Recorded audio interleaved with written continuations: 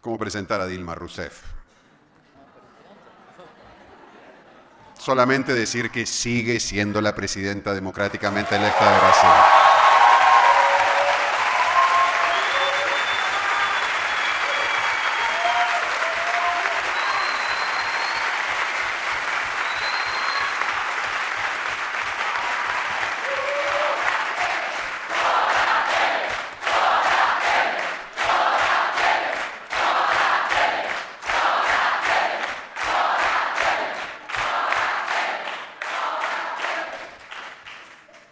Hay muchas cosas que naturalmente definen a la presidenta Dilma como una gran estadista, como una gran gestora, como una gran intelectual, pero me gustaría contar apenas una. Se había ya comenzado a desarrollar el programa Luz para Todos en Brasil, que fue uno de los programas más importantes. Piensen ustedes que Brasil, que llegó a ser la quinta economía del mundo, pero siempre estuvo entre las 10 primeras, tenía cuando comenzó el gobierno de Lula casi el 70% de la mitad más pobre de Brasil sin energía eléctrica, todavía viviendo casi en la Edad Media. El programa Luz para Todos permitió llevar energía eléctrica a los lugares más recónditos de Brasil y permitir así acceder a muchísimas oportunidades, derechos, posibilidades e inclusive la sobrevivencia digna, por ejemplo, tener una heladera donde guardar los alimentos y otras cosas que en general muchas veces ciertos sectores de la izquierda más dogmática suelen considerar como apenas expresiones de un consumo dispendioso, ¿no? Tener heladera donde guardar los alimentos para alimentar a los hijos no es un elemento que exponga la vocación de consumo de la gente, sino es apenas una estrategia de sobrevivencia. Y eso fue permitido gracias a políticas de promoción y desarrollo como el programa Luz para Todos. Pero estaba la presidenta Dilma inaugurando el programa, una fase del programa en un sector muy pobre del nordeste brasileño, en el medio del campo. Y mucho se decía para qué servía la energía eléctrica. Pero se le preguntó a una madre para qué le había servido el programa Luz para Todo. Y ella sorprendentemente dijo, me sirvió para prender y apagar la luz a veces a la noche. Me despierto en el medio de la noche y prendo la luz. Y prendo la luz porque puedo ahora mirar a mis hijos dormir. Y nunca los había podido mirar.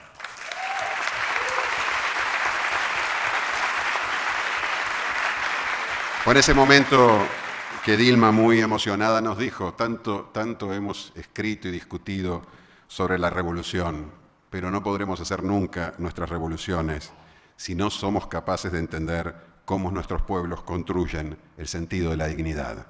Esa es Dilma Rousseff y ahora la escuchamos.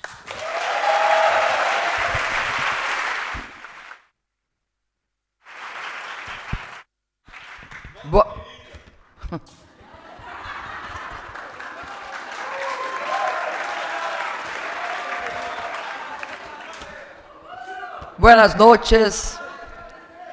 Yo peço la comprensión de ustedes porque yo hablo un perfecto portuñol. Yo soy la única de la mesa que habla portuñol. Entonces peço su comprensión. Entendo que tengo de falar portuñol porque es siempre más difícil entender el portugués do que para nosotros entender el español por una cuestión de amplidão de las vogales, Pepe. Queria iniciar cumprimentando este gran líder da América Latina, mas também do mundo, que é Dom Pepe Mujica.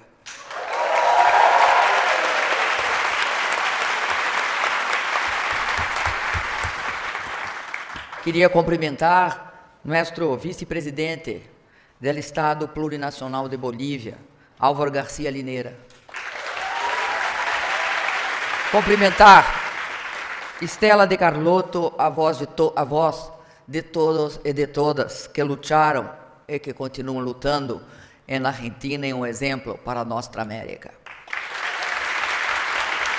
Cumprimento e parabenizo por lutar, insistir e recuperar a neta 126. Queria cumprimentar uma mulher eleita presidente, Ana Laura Rivoire. Cumprimentar meu amigo Pablo Gentili, secretário executivo de Claxon. Cumprimentar a professora Karina Bettiani, em nome de quem cumprimento todos os integrantes do Comitê Diretivo do Conselho Latino-Americano de Ciências Sociais. Cumprimentar meu querido amigo de Espanha, de Podemos, Juan Carlos Monedero. Cumprimentar Nicolás Trota, que é reitor da UMET. E cumprimentar meu querido amigo também, Álvaro Padrón. Cumprimentar a senadora Constanza Moreira, em nome de quem cumprimento todas as autoridades e representantes acá del pueblo uruguaio. Queria cumprimentar os irmãos e as irmãs de nossa América. Este encontro do 21º Congresso e pela 8ª Conferência da Associação de Sociologia é um momento em que nós outros nos encontramos para refletir sobre nossa América. Nós somos um continente que sofreu talvez os mais radicais golpes produzidos pelo neoliberalismo. Eu creio que o governo de Pinochet é um momento inaugural do neoliberalismo no mundo. E este neoliberalismo foi construído inicialmente e daí para frente sempre a preço del sangue del pueblo de nossos países. Este continente nosso talvez fosse o mais desigual do mundo. Um continente que teve um país como o Brasil, que só abandonou a escravidão, a esclavitud, no final do século XIX, é o último país do mundo a sacar de si esta ferida enorme que é a escravidão. Eu, uma vez, me dei conta que eu nasci quando a escravidão teria sido afastada de meu país, formalmente, há 59 anos apenas. Afastada como? Afastada por uma lei que revogou as condições formais, mas que transformou em Brasil a exclusão e o privilégio e a indiferença em relação a los destinos del pueblo como uma característica marcante de las oligarquias regionais e nacionais em Brasil. E nós outros, na nossa América, tivemos uma década muito importante na qual construímos juntos uma perspectiva diferente de rechaço ao neoliberalismo. Foram países que buscaram o fortalecimento do desenvolvimento de seus mercados internos, que buscaram também o crescimento econômico, e deste crescimento econômico resultou em um processo de distribuição de renda, e que simplesmente abandonaram as hipóteses fora da democracia para a construção de seu projeto. Nós outros todos, ou uma grande parte de nós outros, melhor dizendo, saímos das ditaduras militares. E este processo também significou a construção da importância da integração latino-americana. Nós outros percebimos que se tratava de um grande continente e não só mais nos voltaríamos para a Europa e os Estados Unidos, e sim, teríamos de voltar para nós outros. E Brasil se voltou para a América Latina, percebendo que seu destino não era um destino solo, era um destino que tinha de estar ligado ao destino de todos os países. E por isso, ajudamos todas as lideranças de acá a construir alguns órgãos essenciais, como foi a Unasul e a CELAC, e fortaleceram o Mercosul.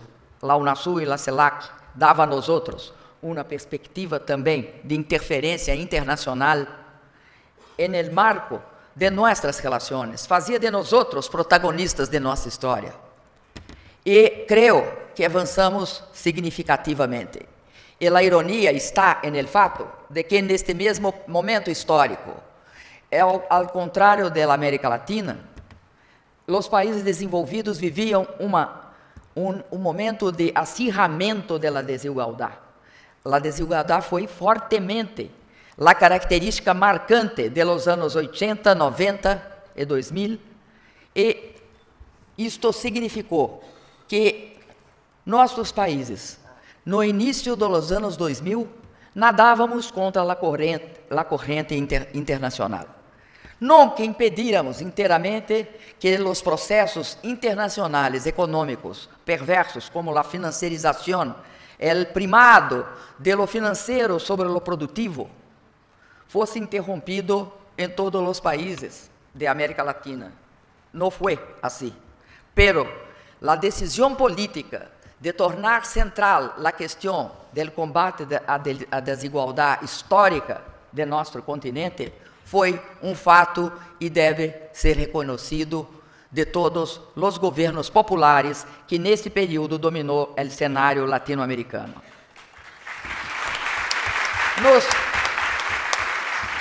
O Brasil tinha uma situação bastante especial no quadro da destruição de los espaços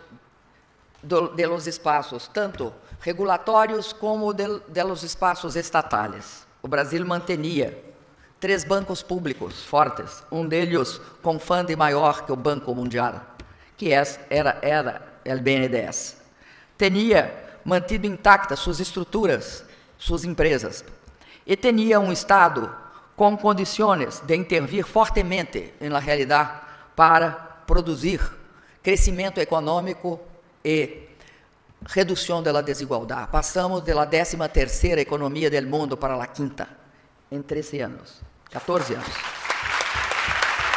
Acumulamos 380 bilhões de dólares de reservas, que ainda estão lá. Eles não gastaram ainda. E conseguimos um processo de distribuição de renda muito importante e iniciamos um processo de distribuição de riqueza, garantindo o acesso à educação, a melhoria da previdência, terras e casas para a população mais pobre do país. Isto significou que nós incluíssemos os pobres no orçamento público e utilizássemos a estrutura do Estado para transformar esse projeto. O Brasil tem 208 milhões de habitantes. Hasta entonces, os programas sociais de los governos do PSDB eram projetos pilotos. De nada adianta em Brasil fazer programas para 1 milhão de pessoas. 1 milhão de pessoas não faz cócegas em la pobreza ou la miséria. Sim, porque não se trata de 1 milhão de pessoas. Se trata, por exemplo, no caso do Bolsa Família, de 46 milhões. No caso da saúde, de 63 milhões de pessoas que, através do programa Mais Médio, tiveram acesso. E, portanto, se trata de envolver somas e recursos significativos do Estado para fazer esse projeto. Quando se habla que nós colocamos os pobres no orçamento, significa dizer que nós gastamos dinheiro público com eles. É isto que significa. E, em alguns casos, há que gastar subsídios. Esta palavra que foi considerada um absurdo, porque subsídio é usar dinheiro público para pobre. Isto não é possível. E você está mudando as regras do mercado, impedindo que eles, por esforço próprio, conquistem sua própria casa. Como conquistar sua própria casa se a casa custa 50 mil e ele ganha 800? Como? E não tinha poupança. Se não foi por subsídio do Estado.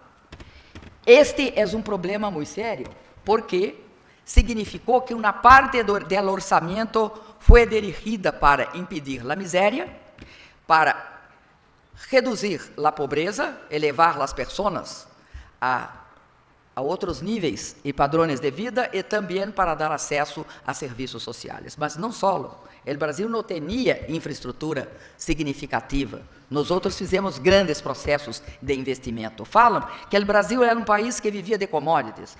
A exportação no Brasil representa 12% do PIB apenas. e o consumo é 60%. Aí dizem, mas que absurdo esse desenvolvimentismo baseado em consumo. Como se o crescimento econômico não resultasse em ampliação dos níveis de renda e dos níveis de consumo?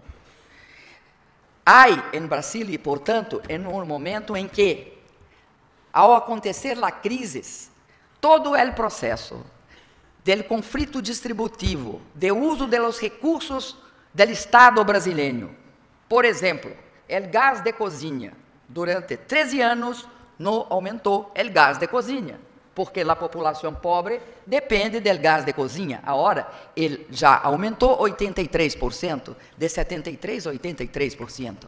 Então, você tem, de fato, políticas em conflito. E este conflito se acirra diante da possibilidade de crise econômica. Vamos lembrar que em 2014, todos os grandes emergentes sofrem por 4 questões, não 3, basicamente. 1, queda de los preços de las commodities. Nos outros, não é porque a importância do PIB en el PIB de las exportaciones, é por la importância em la arrecadação de los rendimentos de las grandes empresas como Petrobras, las grandes mineradoras e las grandes produtoras de alimentos e proteínas. El impacto em nosotros é fiscal, porque cai a arrecadação. A segunda questão é a saída del Estados Unidos del quantitative easing, del programa de expansão monetária, que implicou numa variação cambial muito forte e uma grande pressão sobre a inflação. E o terceiro fator foi a queda da produção e da economia china, que passou de uns 8 a 10% para 6%, 7%. Sofrendo também o impacto da desaceleração, porque por 6 anos, nós outros, com políticas anticíclicas, impedimos que a crise nos atingisse de forma muito forte. E diante deste fato, aplicaram em nós outros aquilo que Friedman recomendou. Quando há uma crise, tenha pronto um plano e torne lo politicamente impossível em politicamente inevitável. Que é el tornar el politicamente impossível en el politicamente inevitável? É o seguinte: nós derrotamos o outro projeto neoliberal por 4 eleições consecutivas. Los derrotamos 1, 2, 3, 4 vezes. E perceberam que por lo voto não nos ganhariam, porque também teníamos superado um momento de crise econômica grave em 2005 e salido do processo. Perceberam que não podiam nos dar a segunda chance. Então, transformar lo politicamente impossível em politicamente inevitável significava, sobretudo, saber que tinha que fazer outras medidas que não as democráticas para poder cumprir seu programa, porque não ganhariam em las urnas. Então, o golpe é interessante que o golpe parlamentar jurídico foi dado com base em la criminalização de uma coisa, del quê? Del orçamento. Criminalizou-se a execução orçamentária de 0,01% de las despesas, todas elas na área social, e do financiamento de agricultores brasileiros, dos quais o presidente não participa, mas como o presidente tinha que ser responsável. E isto é uma antecipação do que virá na sequência como método de judicialização e criminalização da política. E você é culpado por ser presidente, ter sido eleito. Isto é uma característica da teoria do domínio do fato. O domínio do fato não requer que haja culpa por um ato direto. Basta o fato de você estar em las cercanias de algum processo para ser responsável por ele. Bom, mas voltando. Então, o golpe parlamentar, que não podia, no início, ser chamado de golpe. O golpe era uma palavra proibida. Não houve um golpe no Brasil. Esta foi a grande disputa com com a conjuntura golpista que nós outros temos de fazer para poder ter história futura. Era a luta de nossa narrativa com a narrativa de eles. O que aconteceu em Brasil? Como não tínhamos acesso aos meios de comunicação brasileiros, a imprensa internacional foi a forma pela qual chegávamos às notícias em Brasil. E também movimentos, e aqui eu quero agradecer de público a Alas e a todos que nos ajudaram a denunciar que se tratava de um golpe de Estado, porque era um impeachment fraudulento, sem crime de responsabilidade.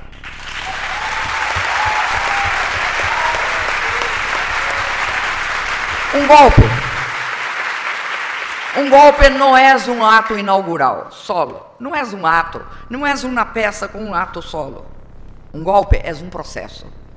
E não se golpeia por nada. Se golpeia porque está em questão processos muito importantes, riquezas muito grandes, muito recurso, muito dinheiro.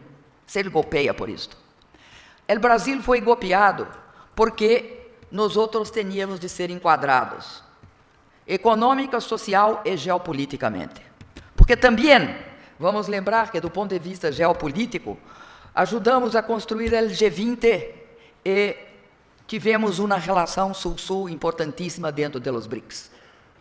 E dentro dos BRICS criamos o Banco de Desenvolvimento dos BRICS e a variante Fundo Monetário dos BRICS, que se chamou Acordo Contingente de Reservas, mas este nome meio economicista é igual a um fundo de recursos de apoio cambial para os países BRICS.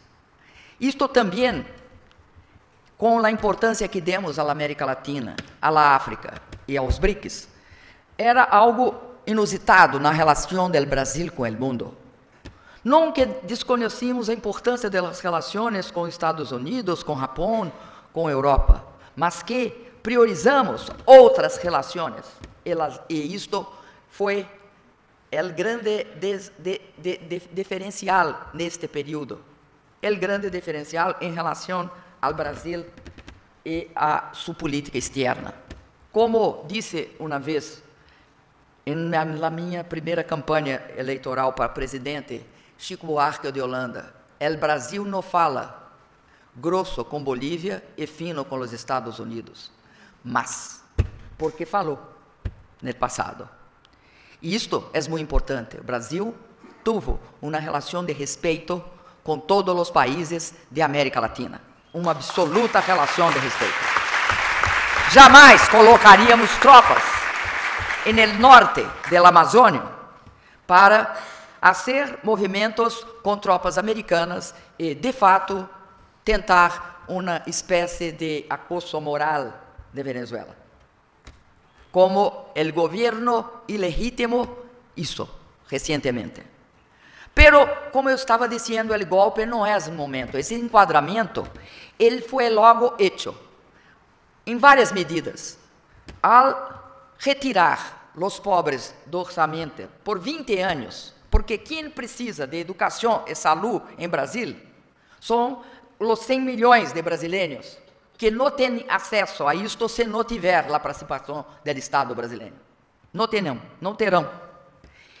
Então, ao congelar em termos reais o gasto, se tratava de não ter política de saúde nem política de educação. Vamos lembrar que nossos projetos de educação permitiram que de los formandos, no último ano, 37% eram os primeiros de sua família que formavam em uma universidade.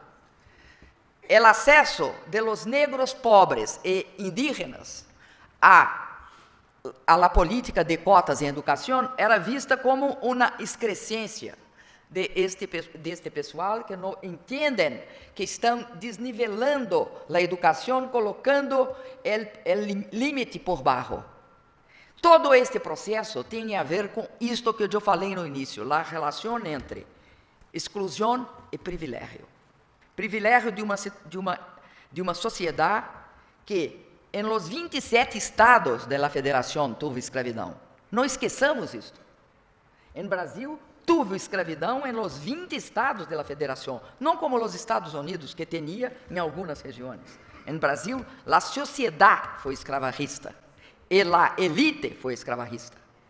Não é algo, e é algo que não se explicita, e há que explicitarlo. Posto isto, a segunda etapa do golpe é para desconstruir aquilo que era politicamente impossível e tornar isto politicamente efetivo. Então, desregulamentam as leis de trabalho, cria-se o trabalho intermitente, reduz inteiramente as condições de proteção a las grávidas, permitindo que as grávidas sejam objeto de trabalho em situação insalubre, enfim, se transforma o sindicato, se tira as condições de sobrevivência do sindicato e se tira a justiça do trabalho, do processo de fiscalização de trabalho. E chegam ao ponto de desregulamentar, acabar com um decreto, depois foram obrigados a repô-lo, que criava a fiscalização sobre condições de trabalho análogas à escravidão. Isto assim. Estão tentando agora fazer a reforma da Previdência. A reforma da Previdência não é uma reforma para regular a questão da idade, que todas as populações, e por nossas políticas sociais, a expectativa de vida aumentou. Não é uma reforma em adaptação das condições do sistema previdenciário à nova realidade. Não é isto. A reforma da Previdência é para transformar a Previdência em um sistema público, de um sistema público em um sistema privado. É este o fulcro. E não vamos esquecer também que desregulamentam o meio ambiente e transformam unidades de reserva em la Amazônia em passível de ser explorada por empresas privadas, como é o caso da Renca, que além de cobre, ouro e terras raras, tiene uma proteção de mais de 32 anos. E tudo isto se combina também com a questão das estatais brasileiras. Isto eles não conseguirão fazer neste período, hasta a eleição de 18. Por isso, a eleição de 18 é fundamental para que eles cumpram seu projeto de neoliberalização do Brasil, para que privatizem os bancos, para que acabem com o regime de partilha de petróleo del pré-sal, apesar de agora já terem tirado todos os impostos das grandes empresas internacionais de petróleo, o que foi denunciado por The Guardian, e foi dito que o governo brasileiro sofreu las presiones de representantes de la Shell y del gobierno británico. Entonces, este es un projeto que está en andamento. La segunda etapa do golpe é aquela em que se transforma o programa que não foi aprovado nas eleições em el programa de fato implantado no governo. Este é o segundo ato do golpe. Hasta porque, entre outras coisas, ele foi dado por isto. É claro que, junto com o golpe, tem toda uma criação de um meio ambiente que diz respeito à misoginia. Se usa a misoginia para criar as condições para se dar o golpe. O golpe tem, sem dúvida nenhuma, uma sintaxe, uma estrutura de simbologia contra as mulheres. Então, a mulher, vocês saibam que eu sou uma pessoa dura. Não sou uma pessoa firme, sou dura, muito dura. E vocês saibam que uma pessoa dura, sem o menor compromisso com a lógica, é também uma pessoa frágil. Não é sensível, é frágil. Sensíveis são os homens. Eu sou dura e frágil. E tiene uma terceira interessantíssima. É uma pessoa muito difícil porque é obsessiva, compulsiva com o trabalho. O homem não, o homem é empreendedor, tem muita iniciativa e é muito trabalhador. Saibam que isto... Há uma pesquisa que mostra o trabalho e a manipulação para se construir esta sintaxe del golpe, esta característica de usar a condição de ser mulher para isto. Pero, além disso, depois eu falarei bastante de corrupção. Hoje tenho uma grande experiência em toda a questão do combate à corrupção. É a questão de la gravação pública e notória em Brasil. Foi gravado o senhor que era senador, que era um dos líderes golpistas, conversando com outro senador do PMDB, os dois, um senador do PMDB gravando o outro a mando do Ministério Público Federal, e escutou a seguinte pérola: vamos estancar a sangria. Para estancar a sangria, porque este governo não vai impedir as investigações, vamos estancar a sangria, de tal forma que elegemos entre aspas, né? Tomemos o poder com um de nós outros e, portanto, impediremos com isto que as investigações cheguem até nós outros. Tuvo esse componente, foi garantido, e as provas são totais. O próprio presidente ilegítimo, em um programa de televisão de dia 17 de abril de 2017, teve um lapso de sincericídio. E disse o seguinte: se a presidente Dilma tivesse aceito negociar com o presidente Eduardo Cunha, que 3 votos do PT fossem usados para perdoar Cunha em la comissão de ética, ela não teria sido impeachada. E tem outra, que é a confissão de los que compraram, de que compraram voto para mi impeachment.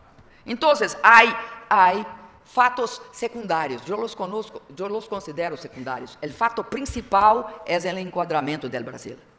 Porque Brasil não é uma economia qualquer, ela é a quinta.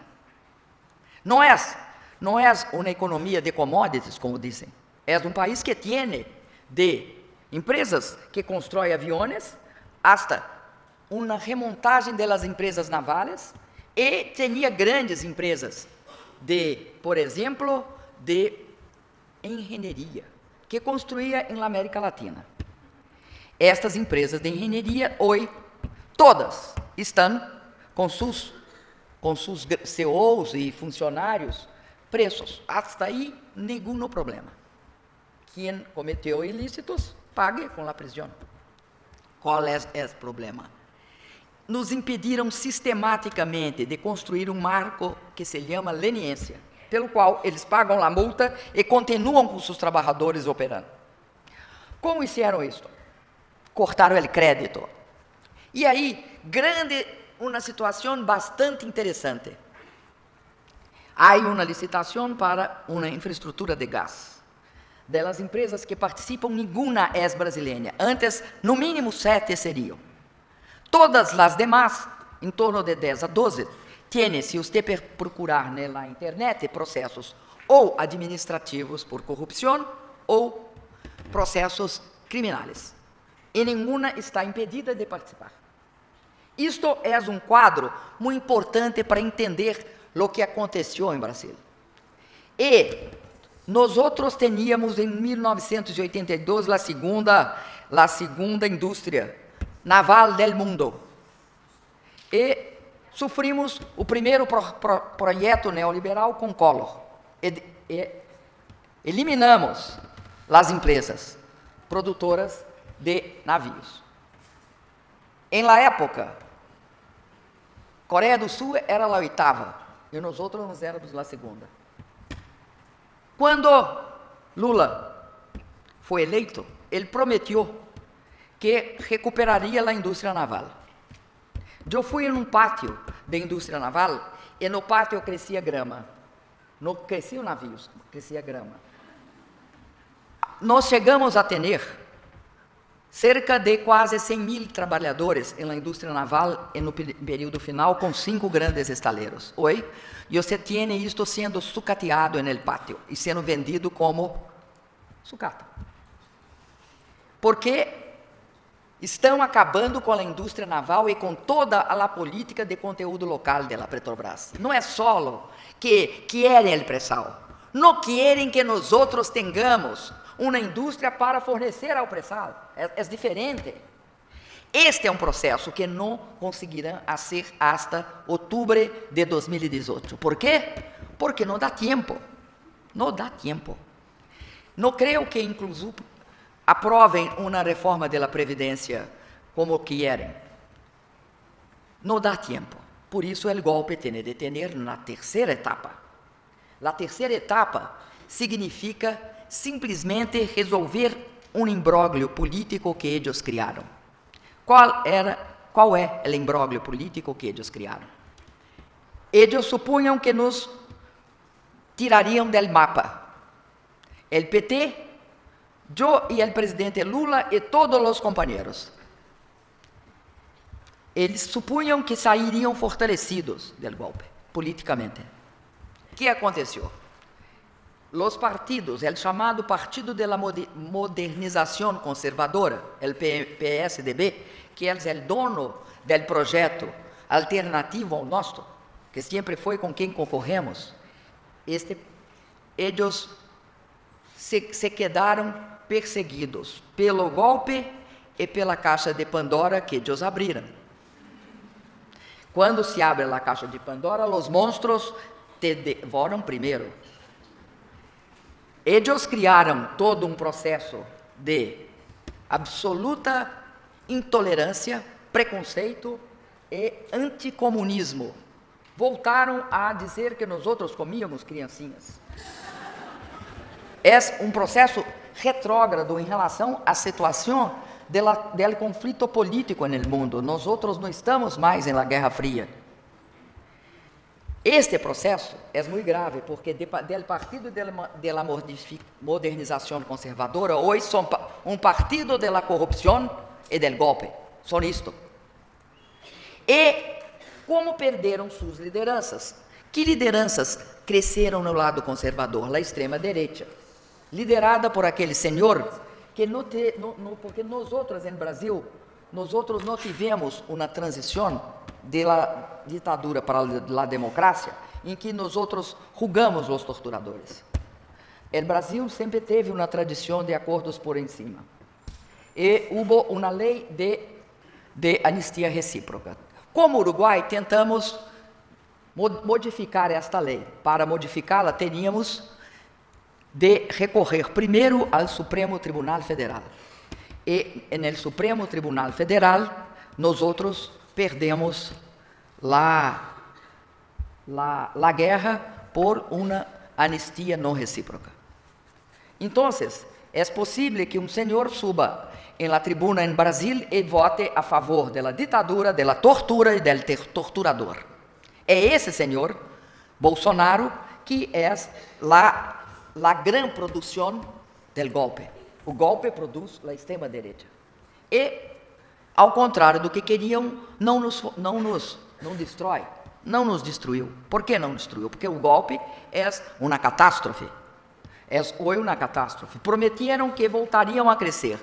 O Brasil não consegue voltar a crescer, porque se você não tem investimento público, o privado se foi por lá o problema da instabilidade. Então, não tem investimento público, não tem crédito. Crédito no Brasil de longo prazo, há mais de 30 anos, é do BNDES. Não tem nenhum projeto, não se mantém nenhum projeto de renda. Não se mantém, não se mantuvo. Então, não tem consumo. E não tem consumo, não tem investimento público, não se sai da crise. E não se hace, obviamente, reforma tributária, porque a tese em Brasil é que os tributos são muito altos, e de fato são. Mas são altos para quem? Para os trabalhadores e para a classe média. Não se tributa em Brasil dividendos. Nós outros, e a Estônia, somos os dois únicos países do mundo que tributam dividendos. Então, há uma situação que coloca a necessidade de um golpe. Por quê? Aí começam a ser pesquisas que descobrem que Lula tem a delantera e a liderança total. O PT é o país com 18%, o partido com 18%. Em todas as pesquisas, Lula tem 36%. de apoio. Porque se compara su gobierno e todas sus realizaciones e toda su liderazgo com el que está acontecendo. Aí tiene um problema. A rejeição de Lula, que era muito alta, porque ele foi condenado por la mídia, sem defesa, começou sistematicamente a baixar. E condenavam e ela baixava. Hoje ela é a menor de todos os líderes que estão concorrendo na disputa presidencial. E a diferença é a seguinte: Lula 36 e o próximo, Bolsonaro com 17. E um indicado por Lula, não se dá o nome, tem 29. Então, é uma situação que caracteriza um processo muito complicado para eles. Bom, o que fizeram em relação a Lula? Sempre souberam que Lula seria o candidato mais difícil de ser derrotado. Então, focaram em Lula as investigações de corrupção. Quem estruturou? Que é uma investigação de corrupção? Não se investiga corrupção porque eu quero investigar corrupção em um governo.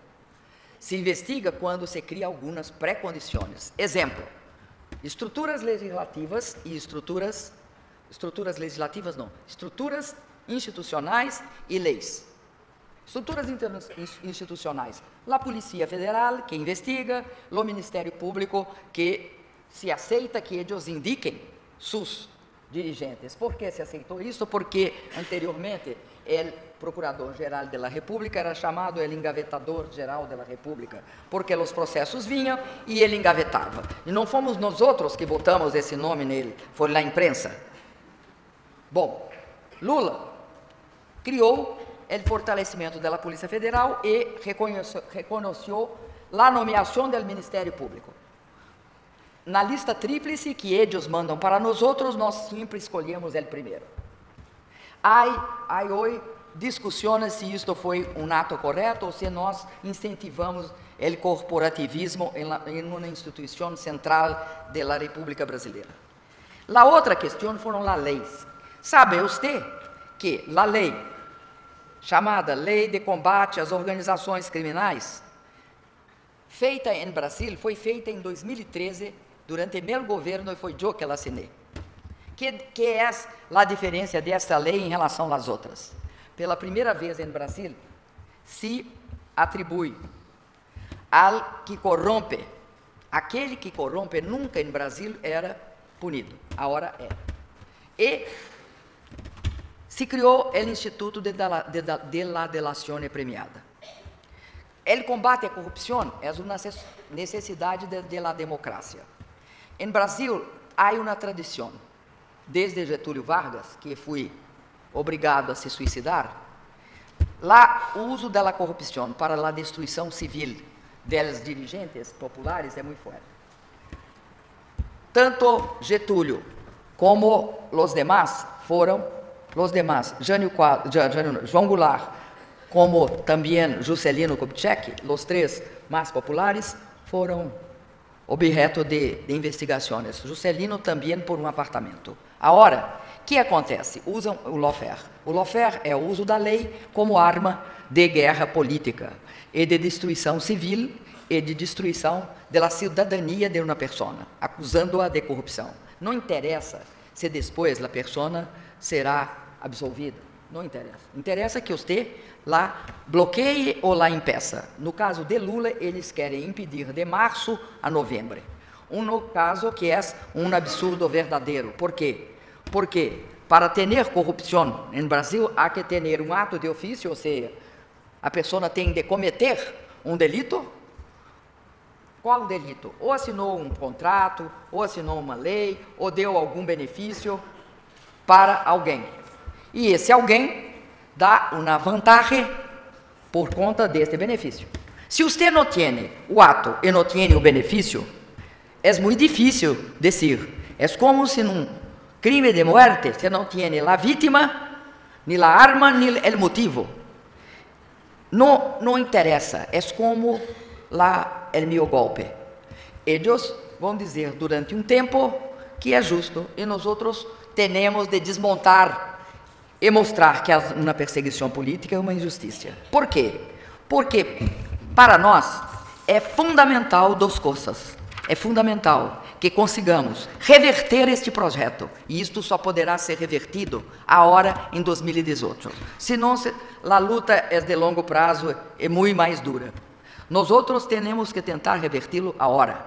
Temos as condições políticas. Podemos ter um problema sério com esta tentativa de eles, como não tem, porque se tivessem um candidato, não quereriam tanto destruir Lula. Querem destruir Lula porque não têm um candidato. Finalizando, hoje eu quero dizer para vocês que se me fala nesta questão. Por quê? Eu vivi 2 golpes de Estado.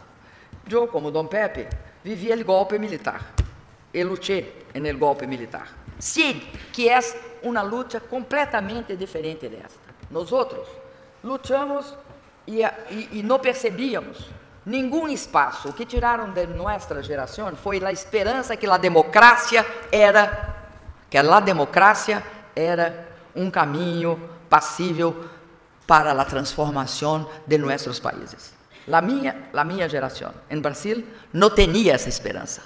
A minha geração viu um golpe de Estado e viu que não tinha o quê? Não tinha as condições para transformar. Recorremos a todos os métodos, inclusive a luta armada. E também percebemos que não fomos a lugar nenhum, por vários motivos que não cabe acá discutir. Mas nesse processo, nós outros percebemos a importância da luta democrática. Para quê?